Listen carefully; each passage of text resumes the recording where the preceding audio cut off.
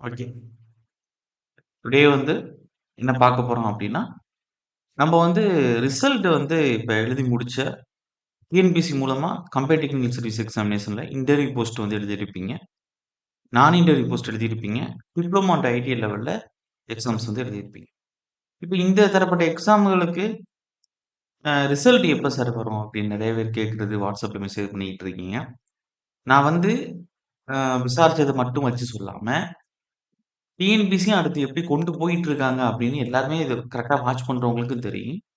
அத வச்சு நான் சொல்றேன் பார்த்துக்கிறங்க. உடனே வந்துருமா? அப்படின்னு தான் நெறைய பேர் கேட்டுட்டு இருக்கீங்க.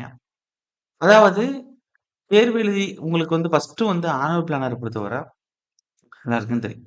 இந்த 2025க்கான ஆனுவல் பிளான் வந்து எப்படி குடுத்தாங்க அப்படின்னா, உங்களுக்கு வந்து கம்பைன்ட் டெக்னிக்கல் சர்வீஸ் எக்ஸாமினேஷன் மூலமா இன்டர்வியூ போஸ்ட் வந்து உங்களுக்கு அத கரெக்ட்டா நம்ப அந்த டேட்ட பார்க்க வேணாம். மே மாசம் வந்து ரிலீஸ் பண்ணுவோம் அப்படிங்கிற மாரி குடுத்துருந்தாங்க. அதே மாரி மே மாசம் ரிலீஸ் பண்ணியிருந்தாங்க. அதுக்கு அடுத்தபடியா வந்து நான் இன்டர்வியூ போஸ்ட்டுக்கும் அதே மே மாசம் 2ண்ட் வீக்ல வந்து ரிலீஸ் பண்ணியிருந்தாங்க. 3ர்ட் வீக்ல ரிலீஸ் பண்ணியிருந்தாங்க. ஓகே. அதுக்கு அடுத்தது டிப்ளமோ ஐடி லெவலுக்கு சொன்ன மாரி அவங்க நோட்டிஃபிகேஷன் கரெக்ட்டா ரிலீஸ் பண்ணிட்டாங்க. எதுல? ஆனுவல் பிளானர்ல குடுத்த மாரி. ஓகே. அப்ப இது எதுக்கு இப்ப பார்க்குறோம் அப்டின்னா, இப்ப ரிசல்ட்ட பத்தி சொல்லும்போது, இது உங்களுக்கு வந்து ஒரு இதுக்காண்டி, ப்ரூஃப்காண்டி நான் காமிச்சிருக்கேன். இப்ப ரிசல்ட்ட பொறுத்தவர ஃபர்ஸ்ட்டு நீங்க என்ன எக்ஸாம் எழுதியிருப்பீங்க அப்டின்னா, 7வது மாசம். அதாவது ஜூலை மாசம் ஆ ஐ திங்க் 20 தேதி போல கிட்ட அந்த ரேஞ்சுல வந்து அப்பனா வரிசையா வந்து இன்டர்வியூ போஸ்ட்டுக்கான எக்ஸாம்ஸ் எல்லாம் எழுதியிருப்பீங்க. அப்ப வந்து நீங்க இன்டர்வியூ போஸ்ட்டுக்கு எழுதியிருக்கிறது 7வது மாசம். அதுக்கு அடுத்ததுக்கான டென்டேட்டிவ் கீ, ஆன்ஸர் கீ வந்து அவங்க ரிலீஸ் பண்ணியிருப்பாங்க டிஎன்பிஎஸ்சி சைடு. அதுக்கடுத்து ரீசென்ட்டா அவங்க டென்டேட்டிவா ரிசல்ட் எப்போ வரும் அப்படின்னு குடுத்துருக்காங்க அப்படின்னா, இங்க பாருங்கவே இந்த டேபிள்ல பாருங்க உங்களுக்கே புரியும். அதாவது மே மாசம் 1 வீக்ல வந்த நோட்டிஃபிகேஷனுக்கு அதாவது ஒருங்கிணைந்த தொழில்நுட்ப பணிகள் தேர்வு, நேர்முக தேர்வு பதவிகள். ஓகே. இதுல வந்தது வெளியிட்டுட்டாங்க. டென்டேட்டிவ் ஆன்ஸர் கீ வந்து ரிலீஸ் பண்ணிட்டாங்க. ஓகே. எல்லாரும் பார்த்திருப்பீங்க. அதுக்கடுத்து அவங்க என்ன குடுத்துருக்காங்க அப்டின்னா, இந்த டேபிள் இருக்கலாம் பாருங்க. எழுத்துத் தேர்வின் முடிவுகள். அதாவது நவம்பர் 2025. ஓகே. அப்ப ஆனுவல் பிளானர் எதுக்காண்டி காமிச்சோங்கிறது இப்போ ஒரு சில பேருக்கு புரிஞ்சிருக்கும். இப்ப அவங்க சொல்ற மாரி அவங்க எல்லாமே கரெக்ட்டா தான் ஃபாலோ பண்ணிக்கிட்டு இருக்காங்க. அப்ப நவம்பர் 2025க்கு தான் எதுக்கான ரிசல்ட் வரப்போது? நீங்க 7வது மாசம், ஜூலை மாசம் எழுதின இன்டர்வியூ போஸ்ட் அதாவது நேர்முக தேர்வு பதவிகளுக்கான தேர்வு முடிவுகளானது, எழுத்துத் தேர்வு முடிவுகளானது வெளியிடப்படுகிறது. ஓகே. அப்ப இது மூலம் நம்ம தெரிஞ்சுக்க வேண்டியது என்ன அப்டின்னா, இன்டர்வியூ போஸ்ட்ட பொறுத்தவரை சிவில் இன்ஜினியரிங் வந்து ரொம்ப கம்மி தான். டவுன் பிளானிங்ல எழுதியிருப்பீங்க. அதிகமா இல்ல சிவிலுக்கு. ஓகே. நான் இன்டர்வியூ போஸ்ட் வந்து எப்ப கண்டக்ட் பண்ணாங்க அப்டின்னா, நோட்டிஃபிகேஷன் எப்ப விடுறதா இருந்துச்சு, எப்ப விட்டாங்க, அதே மாரி சொன்ன மாரி ஆனுவல் பிளானர்ல மென்ஷன் பண்ண மாரி 3 வீக் வந்து மே வந்து ரிலீஸ் பண்ணாங்க. ஓகே. இப்ப இதுக்கான இந்த நான் இன்டர்வியூ போஸ்ட்டுக்கான எக்ஸாம் எந்த மாசம் நடந்துச்சு அப்டின்னா, 8வது மாசம் நடந்துச்சு உங்களுக்கு. ஓகே. ஆகஸ்ட்ன்னு எழுதியிருப்பீங்க. ஓகே. அப்ப நல்லா நீங்க இதுல ஒண்ணு கவனிக்கணும். எப்ப எழுதியிருப்பீங்க அப்டின்னா, 4ஆம் தேதி ஆரம்பிச்சு, ஆகஸ்ட் 4த் ஆரம்பிச்சு 10த் வரையும் எக்ஸாம் வந்து கண்டக்ட் பண்ணியிருப்பாங்க. ஓகே. அதாவது பேப்பர் 2ன்னு சொல்லக்கூடிய டெக்னிக்கல் எக்ஸாம். அதுக்கடுத்து ஜெனரல் ஸ்டடீஸ் வந்து போய் எழுதிட்டு வந்திருப்பீங்க. ஓகே. இப்ப இவங்க குடுத்திருக்கபடி நம்ம பார்க்கும்பொழுது, நமக்கு ஜூலைல நடந்த எக்ஸாம்க்கே நவம்பர் 2025க்கு தான் ரிசல்ட் வரும்னு அவங்க வந்து குடுத்துருக்காங்க டென்டேட்டிவா. ஓகே. நவம்பர் 2025ல தான் வரப்போகுது இன்டர்வியூக்கு. இன்டர்வியூ போஸ்டிங்க்கு. ஓகே. அப்ப அதுக்கு அடுத்த மாசம், அது 20ஆம் தேதி நடந்துச்சு. இது உங்களுக்கு 4ஆம் தேதியில ஆரம்பிச்சு 10ஆம் தேதி, அப்புறம் பேப்பர் 1 வந்து ஜெனரல் ஸ்டடீஸ் வந்து பின்னாடி எழுதியிருப்பீங்க. அந்த மந்தோட எண்ட்ல எழுதியிருப்பீங்க. ஓகே. அப்ப அதுக்கு அடுத்தபடியா வந்து நான் இன்டர்வியூக்கு எப்போ வரும் அப்டின்னா, உங்களுக்கு டிசம்பர் லாஸ்ட் வீக் இல்ல ஜனவரி 1 வீக். இதுல தான் உங்களுக்கான நான் இன்டர்வியூக்கான ரிசல்ட் வந்து பப்ளிஷ் பண்ணுவாங்க. அதாவது நல்லா கவனிங்க. December last week okay. இல்லாட்டி ஜனவரி 1 இதுல தான் உங்களுக்கான ரிசல்ட் வந்து ரிலீஸ் பண்ணுவாங்க. அப்ப அதுக்கு அடுத்து வந்தோம்னா, இப்ப நீங்க எழுதிட்டு வந்திருப்பீங்கல்ல. டிப்ளோமா லெவல்ல வந்து அண்ட் ஐடிஐ லெவல்ல சர்வேயர், டிராட்ஸ்மேன் அதுக்கு அடுத்து வந்து ஜேடிஓ எழுதிட்டு வந்திருப்பீங்க. அது எந்த மாசம் நடந்துச்சு? இந்த டிப்ளமோ, ஐடிஐ லெவல் இந்த எக்ஸாம் எப்ப நடந்துச்சு அப்டின்னா, உங்களுக்கு வந்து 9த் மந்த் செப்டம்பர் வந்து உங்களுக்கு நடந்துரும். ஓகே. அப்புறம் இப்ப நீங்க இது ஃபர்ஸ்ட்டு வந்து ஜெனரல் ஸ்டடீஸ் எழுதியிருப்பீங்க. ஜெனரல் ஸ்டடீஸ் எழுதிட்டு வந்ததுக்கப்புறம் அன்னைக்கு ஈவினிங்கே 6 மணிக்கு மேல வந்து டவுன்லோட் பண்ணிக்கலாம்னு அந்த ஹால் டிக்கெட்ல மென்ஷன் பண்ணியிருந்தாங்க. அதுக்கப்புறம் நீங்க பேப்பர் 1 அதாவது டெக்னிக்கல் பேப்பர் ரிலீஸ் பண்ணி, இப்ப ரீசென்ட்டா எக்ஸாம் எழுதிட்டு வந்திருப்பீங்க. ஓகே. அப்ப நம்ம ஃபர்ஸ்ட் எழுதுன எக்ஸாம வச்சுக்கிருவோம். செப்டம்பர். அப்ப இத பொறுத்தவரை எப்படி சார் வரும் அப்டின்னா, உங்களுக்கு பிப்ரவரி ஆயிரும் ரிசல்ட். பிப்ரவரி ஏன் மார்ச் கூட போக வாய்ப்பு இருக்கு. அதுக்கடுத்து வரக்கூடிய ப்ராசஸ் எல்லாம் கொஞ்சம் தள்ளி தான் போகும் எப்பயுமே. பிப்ரவரி, மார்ச். அப்ப டென்டேட்டிவா நான் பிப்ரவரி, மார்ச்னு குடுத்துருக்கேன். ஆனா பிப்ரவரில வந்துரும். லாஸ்ட் வீக்ல வந்துரும் உங்களுக்கு ரிசல்ட். அப்ப அடுத்த ப்ராசஸ் இப்ப உங்களுக்கு வந்து அக்டோபர் நடக்குது. அக்டோபர் முடியனா நவம்பர், டிசம்பர். அதுக்கடுத்து ஜனவரி, பிப்ரவரி வரை நீங்க டிப்ளமோ, ஐடி லெவல்ல ரிசல்ட்டுக்காண்டி வெயிட் பண்றீங்க அப்டின்னா, கிட்டத்தட்ட உங்களுக்கு 4 மாசம் கிட்ட ஆகும். 4 டூ 5 மாசம் கிட்ட ஆகும் உங்களுக்கு. அதுக்கடுத்து வந்து உங்களுக்கு ஏஐ ஓரியன்டடான அ எக்ஸாம்க்கு ரிசல்ட்க்கு வெயிட் பண்றீங்க அப்டின்னா, இன்னும் 2 டூ 3 மாசம் இருக்கு. டிசம்பர் ஆர் ஜனவரில தான் வரும்னு நான் குடுத்துருக்கேன். ஏன்னா இன்டர்வியூ போஸ்ட் வந்து அதிக நம்பர்ஸ் வந்து சிவில் இன்ஜினியரிங் குடுக்கல. நீங்க வந்து ஓரளவு படிச்சுட்டு போய் தான் அந்த சப்ஜெக்ட்லாம் டவுன் பிளானிங் ஓரியன்டடா இருக்கக்கூடியதெல்லாம் எழுதிட்டு வந்திருப்பீங்க. அதனால அந்த ரிசல்ட் வந்து பெருசா எதிர்பார்க்க மாட்டீங்க நெறைய பேரு. அதுல எக்ஸ்பீரியன்ஸ் வேற குடுத்திருந்தாங்க. குறிப்பிட்ட பேர் தான் எழுதியிருப்பீங்க. அப்ப மெயினா எல்லாரும் ஃபோக்கஸ் பண்ணக்கூடிய எக்ஸாமோட ரிசல்ட் என்ன அப்டின்னா, டிஎன்பிஎஸ்சி ஏஇ நான் இன்டர்வியூ. அதுக்கடுத்து டிஎன்பிஎஸ்சி மூலமா கண்டக்ட் பண்ண diploma and IT level, survey draftsman அதுக்கடுத்து முக்கியமா ஜேடிஓ. ஓகே. இதுதான் எல்லாரும் ரிசல்ட்க்காண்டி வெயிட் பண்ணிட்டு இருக்கீங்க. ஆல்ரெடி வந்து கட் ஆஃப் அனாலிசிஸ் ஓரியன்டடா வந்து நம்ப இன்ஸ்டிடியூட்டோட யூடியூப் சேனல்ல வந்து ப்ரீவியஸா வீடியோ வந்து அப்லோட் பண்ணியிருப்போம். ஏஐக்கு எவ்வளவு இருக்கணும், டிப்ளமோக்கு எவ்வளவு இருக்கணும் அப்படின்னு அப்லோட் பண்ணியிருப்போம். அத பார்த்துக்கங்க.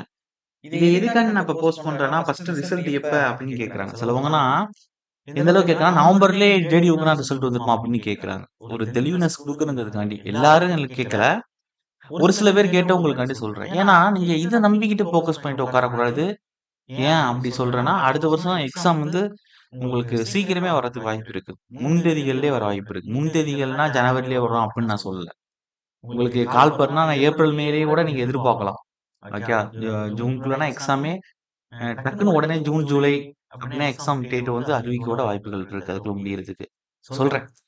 பாசிபிலிட்டி இருக்கு. இன்னும் வந்து அவங்களே ஆனுவல் பிளான் ரெடி பண்ணிக்கிட்டு இருக்காங்க. டிசம்பர்ல ரிலீஸ் பண்ணிருவாங்க. ஒரு 10 தேதிக்கு மேல ரிலீஸ் பண்ணிருவாங்க. அப்ப நமக்கு தெரிஞ்சிரும். ஓகே. அத பத்தி இப்ப நம்ம டிஸ்கஸ் பண்ண வேணாம். இந்த வீடியோக்குள்ளயே வருவோம் திருப்பி. ஓகே. இந்த டாபிக்ல. அப்ப இந்த ரிசல்ட்டுக்கான டேட் வந்து நான் உங்களுக்கு டென்டேட்டிவா சொல்லிட்டேன். மேக்ஸிமம் இதான். ஓகே. கரெக்ட்டான டேட் சொல்லாட்டி கூட அந்த நான் சொன்ன மந்த்ல கரெக்ட்டா வந்துரும். அப்ப நீங்க இதுக்காண்டி வெயிட் பண்ணிக்கிட்டு இல்லாம, ப்ராசஸ வந்து கொஞ்சம் ஸ்பீட் பண்ணுங்க. நீங்க ஜெனரல் கவர்ன்மென்ட் எக்ஸாம்க்குனா பிரிப்பேர் பண்றீங்க அப்டின்னா, அடுத்து ஜேஇ வருது. எஸ்எஸ்சில ஜேஇ வந்து அக்டோபர் 27ஆம் தேதி ஸ்டார்ட் பண்ணி 31ஆம் தேதி வரையும் இருக்குன்னு நெனைக்கிறேன் நான். இந்த மந்த்ல. ஆ அக்டோபர் மந்த் சொல்றேன். நீங்க பார்த்துக்கிடுங்க. டேட்ட வந்து செக் பண்ணிக்கிறங்க. நான் சொல்றது ஒரு எரர் இருக்கலாம். அதுக்கு அடுத்தபடியா வந்து ஆர்ஆர்பிலேருந்து உங்களுக்கு கிட்டத்தட்ட மாஸ் நம்பர்ஸ்ல விட போறாங்க. சவுத்தர்ன் ரீஜியன்ல எவ்வளவு வருது அப்படின்னு நீங்க பார்த்துக்கிடுங்க. அதுலயும் ஒரு மினிமம் நல்ல நம்பர்ல தான் போட்டிருந்த மாரி இருந்துச்சு. ஒரு சர்க்குலர் வந்து சுத்திக்கிட்டு இருந்துச்சுல்ல, அதுல நான் பார்க்கும்போது நல்ல நம்பர்ல தான் இருந்துச்சு. அப்ப நீங்க ஜெனரல் கவர்ன்மென்ட் எக்ஸாமுக்கும் பிரிப்பேர் பண்றீங்க அப்படின்னா, அப்ப வந்து நான் உங்களுக்கு எஸ்எஸ்சி, ஜேஇ வந்து ஏன் இம்பார்ட்டன்ட் அதோட ஒர்க் நேச்சர் எப்படி இருக்கும்? சேலரி டீட்டெயில்ஸ் எப்படி இருக்கும்? இருக்கக்கூடிய கொஞ்ச நாட்கள் எப்படி இதுக்கு ப்ரிப்பேர் ஆயிட்டு எக்ஸாம் வந்து நீங்க போய் எழுதுறது, அப்படிங்கிற வந்து ப்ராப்பரான ஒரு வீடியோ வந்து நான் குடுக்குறேன். அடுத்த வீடியோவே அத நான் போட முயற்சி பண்றேன். நம்ம சைடுமே வந்து எஸ்எஸ்ஜேஇக்கு வந்து நெறைய நீங்க வந்து சிவில்ல வந்து ஸ்ட்ராங்கா இருப்பீங்க. ரீசனிங் வந்து எல்லாருக்கும் தெரியும். அந்த குடுத்திருக்கக்கூடிய டயத்துக்குள்ள நீங்க போடணும். அதான் விஷயமே. ஜெனரல் ஸ்டடீஸும். அதுக்கு ஒரு ஐடியா குடுக்குற மாரி புக் வேற நம்ம ரெடி பண்ணிக்கிட்டு இருக்கோம். அத அடுத்த வீடியோவோட நான் போட பார்க்குறேன். அத பத்தி எஸ்எஸ்சி, ஜேஇ பத்தி ஏன் இம்பார்ட்டன்ட்? ஏன் ஏன் அவேர்னஸ் அதிகம் இல்ல? அப்படிங்கிறத பத்தி நான் ஒரு வீடியோ போடுறேன். கண்டிப்பா எல்லாருக்கும் யூஸ்ஃபுல்லா இருக்கும். அடுத்த வீடியோ அதான் வரப்போது உங்களுக்கு. அப்ப திரும்பவும் சொல்றேன். நீங்க ஜெனரல் கவர்ன்மென்ட் எக்ஸாம் பிரிப்பேர் பண்ணிட்டு இருக்கீங்க அப்படின்னா, அதையும் ஃபோக்கஸ் பண்ணுங்க. இல்ல நான் ஸ்டேட் கவர்ன்மென்ட் எக்ஸாம் வச்சு தான் சார் என்னோட எய்ம் ஏஇ சார். என்னோட எய்ம் ஜேடிஓ அப்படின்னு நீங்க டார்கெட் வச்சிருக்கீங்க அப்படின்னா, நீங்க இப்ப இருக்கக்கூடிய நாட்கள எக்ஸாம் ஒரு நோட்டிஃபிகேஷன் வந்ததுக்கப்புறம் உங்களுடைய ஆர்வம் எப்படி இருக்கும்? உங்களுடைய பயம் எப்படி இருக்கும்? அந்த தேர்வ அணுகுறதுக்கு, படிக்கிறதுக்கான டயத்த எந்த அளவுக்கு ஒதுக்குவீங்க? நீங்க எந்த அளவுக்கு பயந்து படிப்பீங்க? அப்படிங்கிற அளவ இப்பயிலேருந்து நீங்க வந்து எடுத்துக்கணும். இப்பயிலேருந்து நீங்க எடுத்துக்கிறல, நான் பக்கத்துல வந்து நான் படிக்கிறேன். அனுவல் பிளானர் வந்ததுக்கப்புறம் படிக்கிறேன். நோட்டிஃபிகேஷன் விட்டதுக்கப்புறம் படிக்கிறேன் அப்படின்னா, உங்களுக்கு கரெக்ட்டா போஸ்டிங் கிளியர் பண்ண முடியாது. ஏன்னா இதுக்காண்டியே உட்கார்ந்து படிச்சுக்கிட்டு இருக்கவங்க வருஷக்கணக்குல நெறைய பேர் இருக்காங்க. காம்படிட்டிவ் எக்ஸாம் பொறுத்தவர திறமை வேணுங்கிறது முக்கியம் இல்ல. நீங்க மொட்ட மனப்பாடம் பண்றீங்களா? புரிஞ்சு படிக்கிறீங்களா? அது வேற விஷயம். நீங்க 4 ஆப்ஷன் குடுக்க போறாங்க. படிச்சத இருக்கா? மக்கப் பண்ணி வச்சிருக்கீங்களா? அதான் விஷயம். மக்கப் பண்றது போய் கக்குனவங்க ஏஐ இருக்காங்க. புரிஞ்சுகிட்டு படிச்சு நெறைய பேரும் ஏஐ அங்கமே இருக்காங்க. அப்ப இந்த நீங்க நீங்க உங்களுக்கு டேட்டாஸ் நெறைய தெரியணும். நம்பர்ஸ் நெறைய தெரியணும். ஃபார்முலாஸ் தெரியணும். கரெக்ட்டான வேல்யூ எடுத்து அப்ளை பண்ணி ஆன்ஸர் கொண்டு வர தெரியணும். அப்போ உங்களுக்கு வந்து கரெக்ட்டான மெமரி இருந்தா போதும். நீங்க அந்த கன்டென்ட்ட கரெக்ட்டா ஞாபகம் வச்சுக்கிட்டா போதும். மெஜாரிட்டி டைப் தான் ஈஸியா நீங்க போஸ்டிங் கிளியர் பண்ணிறலாம். ஒரு டிஆர்பி ஸ்டாண்டர்ட் அளவுக்கு புரிஞ்சுகிட்டு படிக்கணுங்கிற அளவுலாம் இல்ல. அப்படி புரிஞ்சுகிட்டு படிச்சுக்கிட்டீங்கன்னா, உங்களுக்கு டைம் அதிகம் எடுக்கும். நீங்க வந்து அந்த அந்த குறிப்பிட்ட டயத்துக்குள்ள நீங்க ரிவிஷனோ, மத்த எதையுமே நீங்க கம்ப்ளீட் பண்ண முடியாது கரெக்ட்டா முறைப்படி. தேர்வுலயும் உங்களுக்கு எதிர்பார்க்கக்கூடிய ரிசல்ட் வராது. அதனால நீங்க வந்து ஏஇ, ஜேடியூக்கு பிரிப்பேர் பண்றீங்கன்னா, நான் சொல்றது அதான். புரிஞ்சுகிட்டு படிங்க. அது தவறு இல்ல. ஆனா உங்களுக்கு ஏ டூ இசட் டேட்டா எல்லாமே மெமரியில இருக்கணும். சொல்லுவாங்கல்ல, மக்கப் பண்ண உங்களுக்கு தெரியுது அப்டின்னாவே நீங்க வந்து கிளியர் பண்ணிறலாம். இதுக்குன்னு தனிப்பட்ட திறமை வேணும் அப்டிங்கிறதுனால இல்ல. அதனால தான் சொன்னேன். மக்கப் பண்றதுக்கு இதே மக்கப் பண்ணிட்டு திருப்பி திருப்பி ரிவிஷன் பண்ணிட்டு எவ்வளோ பேர் இருக்காங்க. ஏன்னா நீங்க ஒரு இத மனப்பாடம் பண்றீங்க அப்டின்னா மறக்கும் ஃபர்ஸ்ட்டு. புரிஞ்சுகிட்டு படிக்கும்போது மறக்காது. மனப்பாடம் பண்ணும்பொழுது மறக்கும். அப்ப இதுக்காண்டி உட்கார்ந்து மனப்பாடம் பண்ணிக்கிட்டு இருக்கவங்க எவ்வளோ பேர் இருக்காங்க. அவங்களோட சேர்ந்து ஓடணும் அப்டின்னா, இப்போதே நீங்க வந்து இந்த ப்ராசஸ் வந்து ஆரம்பிச்சிரலாம். இப்ப நம்ம இன்ஸ்டிடியூட்லயே இப்ப ஜாயின் பண்ணவங்களுக்கு நவம்பர் 3 வந்து கிளாஸ் ஸ்டார்ட் பண்ண போறோம். அமௌண்ட் கட்டினவங்களுக்குலாம் நம்ம என்ன சொல்லியிருக்கோம் அப்டின்னா, இப்பைக்கு அதுவரை நவம்பர் 3 ஸ்டார்ட் பண்ற வரை டெக்னிக்கல பொறுத்தவரை உங்களுக்கு பிரச்சனை இல்ல. நான் உங்களுக்கு வந்து 200 கொஸ்டினுக்கு 200 கொஸ்டின் நான் குடுத்துருவேன். நீங்களே கவனக்குறைவா ஒரு 10 கொஸ்டின் போனாலும் 190 கொஸ்டின் உங்களுக்கு ரெடி ஆகுற மாரி நான் குடுத்துருவேன். அத பத்தி கவல வேணாம்.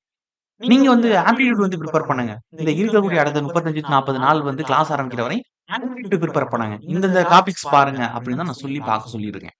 அப்ப இது மூலம் நமக்கு என்ன தெரிஞ்சுக்கணும் அப்டின்னா, இருக்கக்கூடிய நாட்கள நீங்க ஒரு போட்டித் தேர்வு வந்துட்டீங்க அப்டின்னாவே, நான் ஆனுவல் பிளானருக்காண்டி வெயிட் பண்றேன். நோட்டிஃபிகேஷனுக்காண்டி வெயிட் பண்றேன். இத்தன நம்பரா வேக்கன்சி வருமான்னு வெயிட் பண்றேன்னு இல்லாம, நீங்க என்ன செய்யணும் அப்டின்னா, எனக்கு நோட்டிஃபிகேஷன் வந்ததுக்கு அப்புறம் எப்படி நீங்க பயத்தோடையும், ஆர்வத்தோடையும், கரெக்ட்டான நேரத்த நீங்க அந்த படிப்புக்கும், ரிவிஷனுக்கும், டெஸ்ட்டுக்கும் எப்படி எஃபெக்டிவா பயன்படுத்துவீங்களோ, அத இப்பயிலேருந்து நோட்டிஃபிகேஷன் இல்லாதம்போது, ஒரு ஆனுவல் பிளானர் இல்லாதம்போது, இப்பயிலேருந்து நீங்க ட்ரை பண்ணீங்கன்னா, இதுக்கான பலன் கண்டிப்பா உங்களுடைய ரிசல்ட்ல கிடைக்கும். போஸ்டிங் வாங்குனதுக்கு அப்புறம் நீங்க வந்து ஃபீல் பண்ணுவீங்க. இப்ப நெறைய பேரு என்ன பிரச்சனை இருக்கும் அப்டின்னா, ரொம்ப நாள் படிச்சுக்கிட்டு இருப்பாங்க. ஆனா எக்ஸாம் கிளியர் பண்ண முடியாது. காரணம் என்ன அப்டின்னா, ஒண்ணு அவங்க நோட்ஸ்ல பிரச்சனை இருக்கலாம். ஓகே. அவங்க பிரிப்பேர் பண்ணிட்டு இருக்கக்கூடிய நோட்ஸ் தான் அந்த எக்ஸ்ட்ரா ஒரு 20 டூ 30 கொஸ்டின் வந்து அவங்களுக்கு பிரச்சனைக்கு வர்றது. 30 20, 30, 40 கொஸ்டின் பிரச்சனை வர்றது. கிட்ட வந்துட்டு போகும். அப்ப அவங்க நோட்ஸ் வந்து ஸ்டாண்டர்ட் பண்ணணும். ஓகே. நோட்ஸ ஸ்டாண்டர்ட் பண்ணணும்னா, முற்றிலும் அவங்க ஓடிட்டு இருக்கக்கூடிய சர்க்கிள்லேருந்து வேற சர்க்கிள்க்கு போயிட்டு அந்த நோட்ஸ கம்பேர் பண்ணி படிக்கணும். இப்ப நெறைய பேர் நம்ம இன்ஸ்டிடியூட்லயும் படிக்கிறவங்களுமே வேற இன்ஸ்டிடியூட்ல படிச்சுட்டு, அதுக்கப்புறம் உள்ளுக்குள்ள வந்து படிச்சு கிளியர் பண்ணவங்கலாம் நெறைய பேர் இருக்காங்க. அப்ப இது மூலம் என்ன சொல்றோம் அப்டின்னா, நீங்க எக்ஸாம்க்கு ரொம்ப வருஷம் ஆச்சு உங்களால கிளியர் பண்ண முடியல அப்டின்னா, என்ன தவறுன்னு நீங்க ஃபர்ஸ்ட்டு கண்டுபிடிக்கணும். நோட்ஸ ஒட்டி தான் தவறுன்னு நான் சொல்ல மாட்டேன். சிலவங்க டெஸ்ட்டே போட்டு பார்க்க மாட்டாங்க. நல்லா ரிவிஷன் பண்ணுவாங்க, படிப்பாங்க. ரிவிஷன் பண்றதுக்கு டைம் இல்லன்னு சொல்லிட்டு போயிட்டு இருப்பாங்க. டெஸ்ட் அதிகம் ஃபோக்கஸ் பண்ண மாட்டாங்க. அங்க போய் மறந்துட்டு மாத்தி மாத்தி அடிச்சுட்டு வந்துருவாங்க ஆப்ஷன். அப்ப இது மூலம் நமக்கு என்ன தெரிஞ்சுக்கணும் அப்டின்னா, ஒரு தேர்வுல அதுவும் போட்டித் தேர்வுக்கு நீங்க ஓடுறீங்க அப்டின்னா, கரெக்ட்டா நீங்க உங்களுடைய படிக்கக்கூடிய நோட்ஸ் கரெக்ட்டா இருக்கணும். நீங்க கரெக்ட்டா ரிவிஷன் பண்ணணும். கரெக்ட்டா தேர்வு முறைகள், அதாவது நீங்க பிராக்டிஸ் பண்ணணும் நெறைய. நெறைய டெஸ்ட் போட்டு பார்க்கணும். டெஸ்ட் போட்டு பார்த்து எந்த சப்ஜெக்ட்ல உங்களுக்கு குறையுதோ, அந்த சப்ஜெக்ட் நல்லா ரிவிஷன் பண்ணணும். அந்த பர்ட்டிகுலர் ஃபுல்லா ரிவிஷன் பண்ணதுக்கப்புறம், எதுல தப்பு பண்றீங்க? நியூமெரிக்கல் நம்பர் ஞாபகம் வச்சுக்கிறதுல தப்பு பண்றீங்களா? ப்ராப்ளம் அதுக்கு ஃபார்முலாஸ்ல தப்பு பண்றீங்களா? இல்ல ஐஎஸ் கோடு வந்து ரயில்வேக்கு இருக்கு, ஸ்டீலுக்கு இருக்கு. ஐஎஸ் கோட் பேசிக் 2000 இருக்கு. சாயிலுக்கு இருக்கு. என்விரான்மென்டல் இன்ஜினியரிங் இருக்கு. பிசிக்கஸ் கான்கிரீட்டுக்கு இருக்கு. எல்லாத்துக்குமே இருக்கு. அப்ப அந்த கோடுப்புகள் இருக்கக்கூடிய டேட்டாஸ் ஞாபகம் வச்சுக்கிறதுல தப்பு பண்றீங்களா? அப்படின்னா, தப்பு எங்கே நடக்குது அப்படின்னு கண்டுபிடிச்சு, அத திருத்துனா மட்டும் தான் உங்களால 20 கொஸ்டின் நான் கம்மியா போடுறேன் சார். 30 கொஸ்டின் கம்மியா போடுறேன் சார் அப்படின்னு சொல்றீங்கல்ல, அத திருத்திக்க முடியும். நம்ம இன்ஸ்டிடியூட்ல அடுத்த ஃபவுண்டேஷன் பேட்ச் வந்து நவம்பர் 3 வந்து ஸ்டார்ட் ஆகுது. ஜேடியூ லெவல்ல இருக்கக்கூடியவங்களும் ஜாயின் பண்ணிக்கலாம். ஏஇ லெவல்ல உள்ளவங்களும் ஜாயின் பண்ணிக்கலாம். நான் திரும்பவும் ஒரு விஷயம் சொல்றது தான். நம்ம ஒரு படிப்புக்காண்டி செலவு பண்றோம் அப்படின்னா, அது 100 மடங்கு, லட்சம் மடங்கு, கோடி மடங்குன்னு நமக்கு திருப்பி வந்துரும். அத மைண்ட்ல வச்சுக்கிருங்க எப்பயுமே. நம்ப செய்ற செலவு ஆக்கப்பூர்வமானதா இருக்கணும். அது நம்ம எதிர்காலத்துக்கு பயனுள்ளதா இருக்கும்.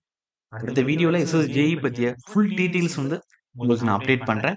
நம்ம அதுக்காண்டி ஒரு ஸ்பெஷலா பிராக்டிஸ் டெஸ்ட்டுக்காண்டி ஒரு புக் ரெடி பண்ணிக்கிட்டு இருக்கோம். ரீசனிங் போட்டு பார்க்கறதுக்கு, ஜெனரல் ஸ்டடீஸ் போட்டு பார்க்கறதுக்கு.